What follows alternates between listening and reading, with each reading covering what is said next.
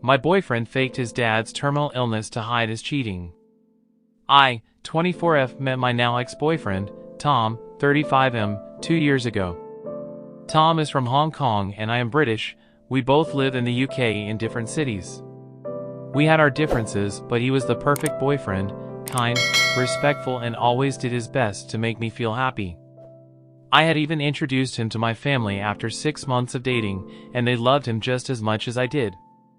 It felt like the perfect relationship, and we were even looking at apartments to rent together and talked about our future all the time.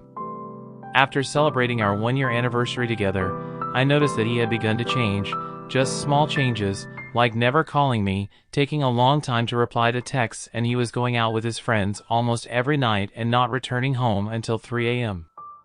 He had moved to this city from Hong Kong on his own, and I figured that he had made some new friends and that he was just enjoying himself. I tried to be happy for him, and so I didn't question his frequent late nights out. I then noticed that my BF would travel every day to a particular building in the city center, which I found strange because my BF worked completely from home and his company did not have an office in our city. When I asked him about this, he told me he had gone to use some office space. I figured that he had done this to get out of the house. I could understand that, and this building was in a very commercial area with lots of businesses, so it didn't sound completely out of the question. So I didn't push it any further. A few weeks later, we were planning to meet up on a Friday night. He texted me a couple of hours before, asking me to meet at this office location. When I arrived, I found out that this was an apartment building, and the office that he had been visiting every day was actually the apartment of one of his female friends. We'll call her Rhea. I immediately confronted him for lying to me, and I felt extremely uncomfortable at the idea of him visiting another girl's apartment every day. He assured me that he went there only to work and that he was never alone with her because other friends worked there too. I decided to give him the benefit of the doubt, but as soon as I met Rhea, this all faded to anger. She welcomed us into her apartment where she and a group of Tom's friends were playing board games. Whilst I was sat right next to my BF, she proceeded to put her legs on him, cuddle up to him, drag him away at any given moment, and spent the entire night making rude remarks at me in Cantonese. I had never felt more uncomfortable in my life, and even Tom's friends could see that, and felt sorry for me. After we left, I told my BF how uncomfortable Rhea made me feel, and he completely dismissed it, insisting that they were just friends and that he would promise not to see her as often anymore if it made me feel better. However, he was texting her all evening when we got back to his place, and when she called him, he picked up straight away. They were on the phone together for hours laughing and talking, whilst I sat there feeling upset. He didn't even notice. A few weeks later, I invite him to my parents' house for Christmas Eve in my city. We agreed for him to arrive at 1 p.m. and have dinner with me, my parents, and my extended family. He went out to the club the night before, for a friend's birthday, and messages me at 3 a.m. saying that he got home safe. I check on the location app and see that he is at Rhea's apartment, and not at home.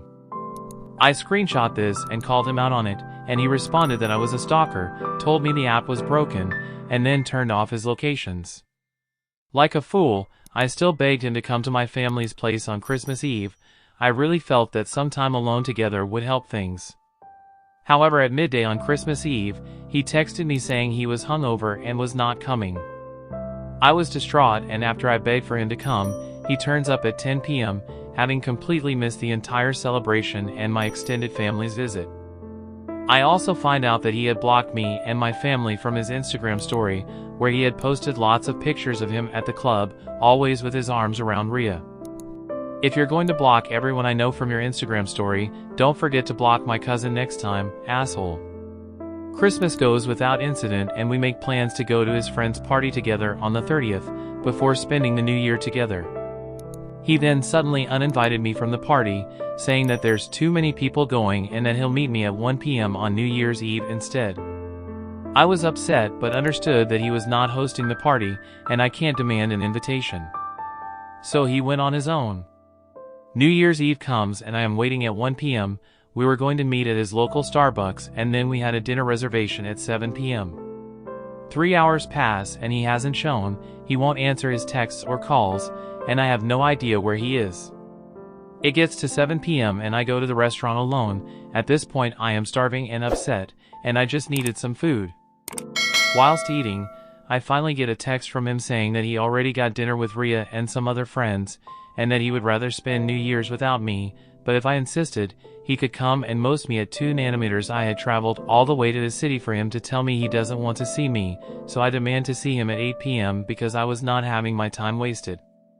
He meets me at 8 p.m. and we go to his apartment, where I find half of his possessions packed away in boxes and half a suitcase packed. I looked at him, confused as to what was going on.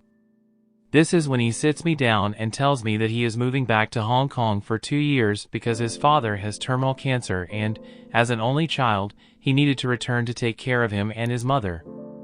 He explained that this is what has caused his stress and unusual behavior the past few weeks.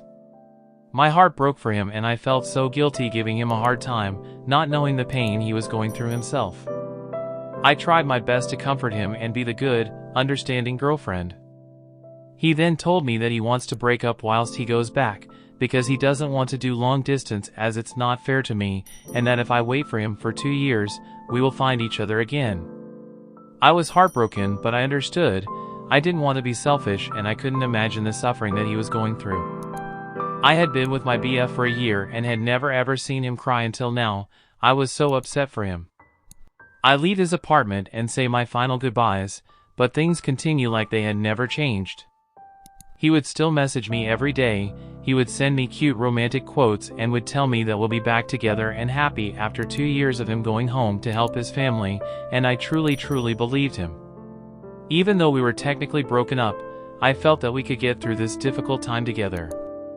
That was until 2 days later, my cousin sent me a screenshot of Tom's Instagram story that he had hidden from me, showing a picture of flowers that he had bought for Rhea, followed by a picture of them on a dinner date with the caption "Finally."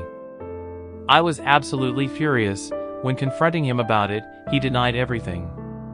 He denied hiding his story from me, saying that the app was glitching, he denied being on a date with her, and he denied buying her the flowers. I didn't believe a single word he said, and I was tired of him denying his cheating. I wanted to get answers once and for all.